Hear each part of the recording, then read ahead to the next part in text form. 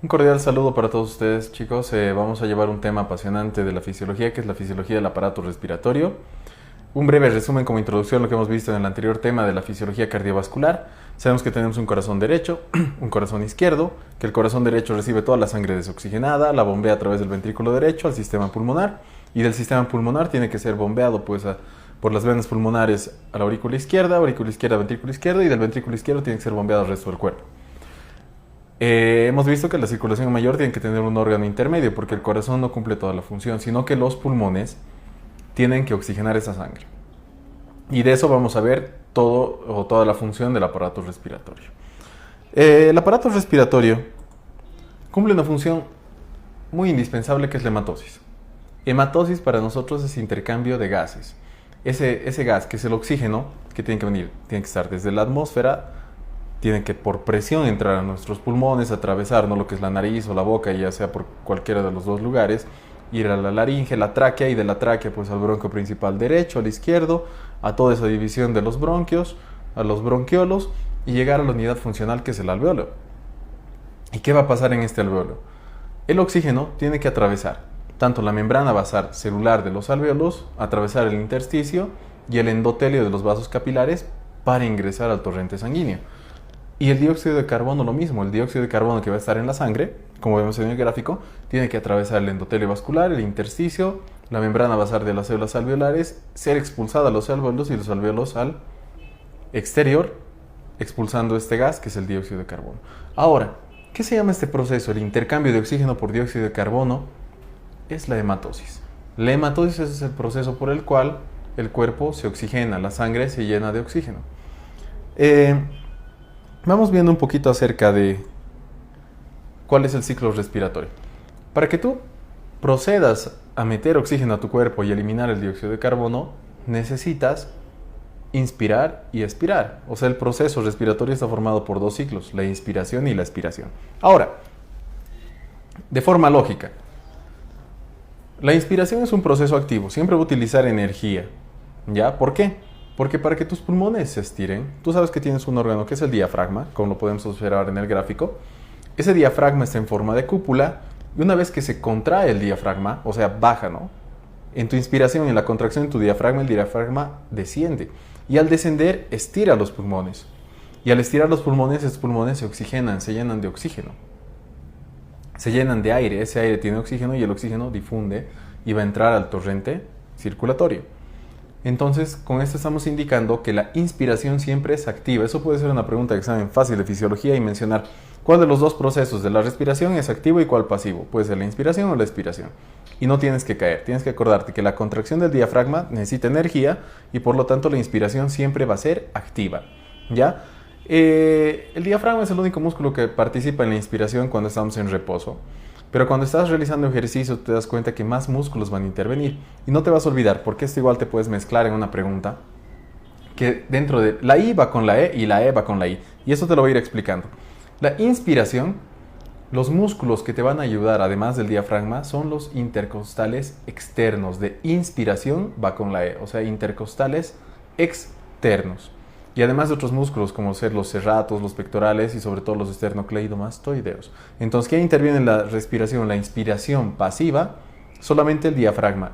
Y en la inspiración durante el ejercicio, siempre se utiliza energía, tanto en la forma de reposo y durante el ejercicio, pero ¿qué otros músculos intervienen? No solamente el diafragma, sino también los escalenos, los serratos pectorales, los esternocleidomastoideos y los intercostales externos durante la inspiración. O sea, la I va con la E, ¿ya? ¿Y qué es la expiración? La expiración no siempre utiliza energía. ¿Por qué? Porque cuando se va a relajar el diafragma, no utilizas energía. Es un proceso de relajación. Entonces puede ser un proceso pasivo. Pero durante el ejercicio sí necesitas músculos que te estiren, que te relajen más rápido el diafragma, que expandan más rápido la cavidad torácica. ¿Por qué? Porque estás realizando ejercicio, tu frecuencia respiratoria va a ser mayor. Entonces quedemos como en resumen que durante la expiración no utilizas energía en reposo, es un proceso pasivo, no se utiliza energía, el diafragma solamente se relaja, o sea, mientras el diafragma sube, los pulmoncitos se van a ir desinflando, como un globito, ¿no? Se desinflan y van a botar todo el contenido gaseoso hacia el exterior. Pero ¿qué pasa durante el ejercicio? Durante el ejercicio van a intervenir algunos elementos musculares, además de la relajación del diafragma, intervienen si es expiración. Entonces recordemos que la E va con la I. Durante la expiración intervienen los intercostales internos, o sea, la E va con la I. Además de algunos otros músculos como sea el triangular esternal, el cuadrangular lumbar, etc. ¿Ya? Y los abdominales, por supuesto. Por eso cuando las personas realizan mucho ejercicio, pues sienten la lesión, no la lesión, pero la contractura de esos grupos musculares, ¿no? Vamos viendo, vamos avanzando un poco más. Ventilación, perfusión, difusión. Eso es todo lo que va a acontecer en el intercambio. ¿Qué es la ventilación? O sea, por simple lógica, por conocimiento, sabemos que la ventilación es la cantidad de aire que está, ¿no? O sea, ¿de qué interviene? Nosotros a 3.600 metros sobre el nivel del mar tendremos una ventilación un poco menor, o sea, tendremos una cantidad de oxígeno un poco menor a personas que están a la altura o a nivel del mar. O si es que, digamos, estamos en un lugar bastante cerrado, en un subterráneo, la ventilación será menor. O sea, la cantidad de gases, de oxígeno, etcétera, va a ser menor en el aire, ¿no? Pero, ¿qué es la ventilación? Como sabemos, la ventilación solamente es lo que el aire va a llegar hasta tus pulmones y pulmones, hasta la unidad más pequeña funcional que te he mencionado, que es el alveolo, la unidad funcional respiratoria, alveolo, ¿ya? Entonces, esa ventilación es la cantidad de aire que va a llegar hasta ahí. Ahora tenemos algo que la gente se confunde bastante, dos espacios muertos. La ventilación no se puede, o sea, sí se va a producir en todo el tracto respiratorio, pero no va a difundir todo, y eso lo vamos a ir explicando. O sea que hasta ahorita, en resumen, ventilar es hacer que el aire llegue hasta los alveolos. Ahí tiene que perfundir, o sea, atravesar todita esa barrera por un proceso que es la difusión.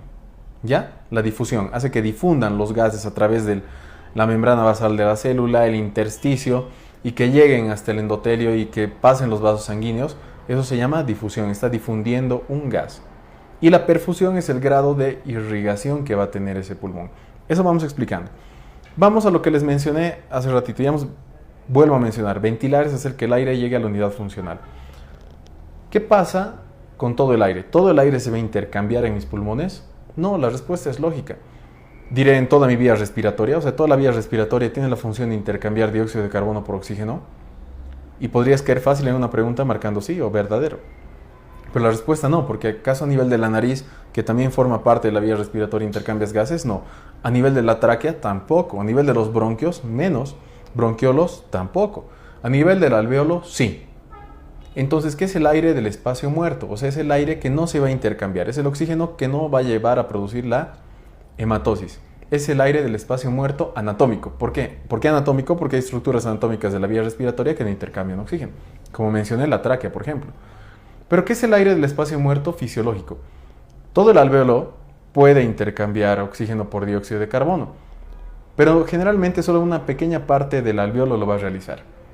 Claro que cuando una persona realiza ejercicio, pues más zonas del alveolo van a tener que intercambiar el oxígeno porque la frecuencia respiratoria es mayor y necesitas mayor demanda de oxígeno en tus tejidos, o tienes mayor demanda de oxígeno en tus tejidos. Entonces, el aire del espacio muerto fisiológico es aquel espacio muerto dentro del alveolo que no esté intercambiando oxígeno y dióxido de carbono. ¿Ya? Menciono nuevamente, espacio muerto anatómico, estructuras anatómicas que no tienen que cumplir esta función: nariz, laringe, tráquea, bronquios, bronquiolos. Y el aire del espacio muerto fisiológico es un lugar que sí debería cumplir esta función, pero no lo está realizando, como ser partes del alveolo. Y hemos dicho, ventilar, que el aire llegue a esa unidad alveolar; difundir, que atraviese desde el alveolo hasta la sangre, o sea, atravesando la membrana basal, atravesando el intersticio, atravesando el endotelio vascular, o viceversa en cuanto al dióxido de carbono. Y esa es la difusión, y la perfusión es el grado de irrigación que va a tener el pulmón. ¿Ya? Entonces, como conocimiento general, las bases siempre están más perfundidas que los vértices pulmonares. ¿Ya?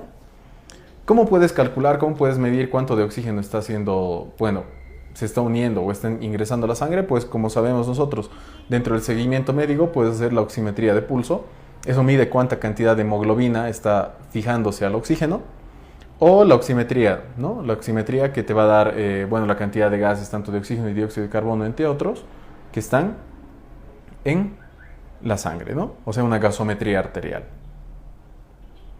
Vamos un poquito más. ¿Qué te pueden preguntar? Vuelvo a recalcar, esto es fisiología, no es fisiopatología. Pero ¿qué te pueden preguntar dentro de la fisiología? ¿Qué va a ser bastante apetecible que ingrese el día del examen? Dentro del sistema respiratorio me refiero. Volúmenes y capacidades. De ende van a entrar volúmenes y capacidades. Si te quieren preguntar algo de respiratorio, te van a preguntar volúmenes y capacidades. Si no te preguntan volúmenes y capacidades, te preguntarán el concepto de espacio muerto fisiológico o anatómico. Y no hay más. Eso es lo máximo que te pueden llegar a preguntar dentro de la fisiología respiratoria. Ya hemos explicado una parte, ahora vamos viendo los volúmenes y capacidades. Esto es fácil de recordar. Una persona que está respirando normal, el aire que entra y sale es el volumen corriente. Son 500 ml, ¿ya? Ahora, ¿qué pasa si yo ingreso aire a mis pulmones y luego ingreso más? Entonces, al final de una inspiración, la máxima cantidad de aire que puedo meter a mis pulmones es el volumen de reserva inspiratorio. Ese volumen de reserva inspiratorio tiene alrededor de 3000 ml. Hemos dicho que el volumen corriente que entra y sale normalmente es 500 ml. El volumen de reserva inspiratorio que luego de una respiración puedo respirar más, es el volumen de reserva inspiratorio, son 3000 ml. Ahora puede ser viceversa, que cuando boto el aire puedo hacer más fuerza y botar más aire aún. Es el volumen de reserva expiratoria, que son alrededor de 1100 ml.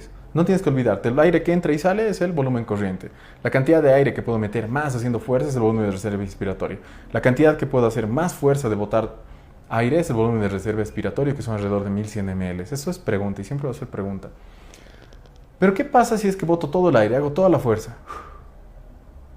¿Mis pulmones han colapsado? No, va a haber una cantidad de aire que mantenga mis pulmones un poco insuflados para que estos no colapsen. Ese es el volumen residual, que llega a ser más o menos 1200 ml.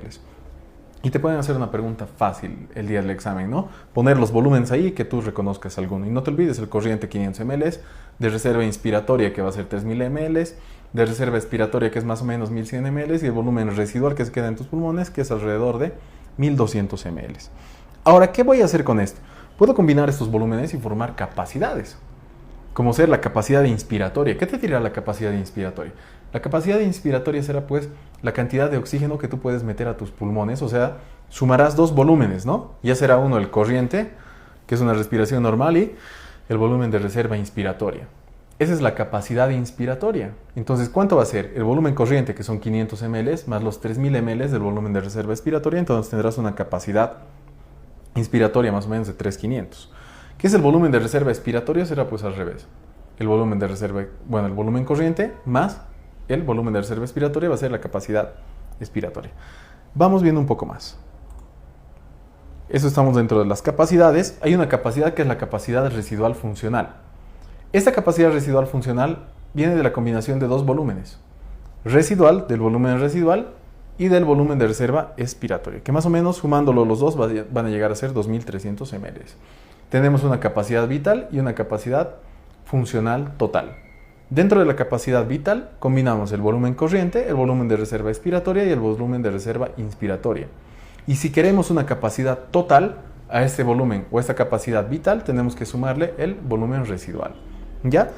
No te confundas mucho en esto, te aconsejo que te hagas una pequeña tablita en la cual pongas todos los volúmenes, que es el volumen corriente, reserva inspiratoria, expiratoria y residual. Y al lado las capacidades, la capacidad inspiratoria, la capacidad residual funcional y la capacidad vital y tanto la capacidad pulmonar total.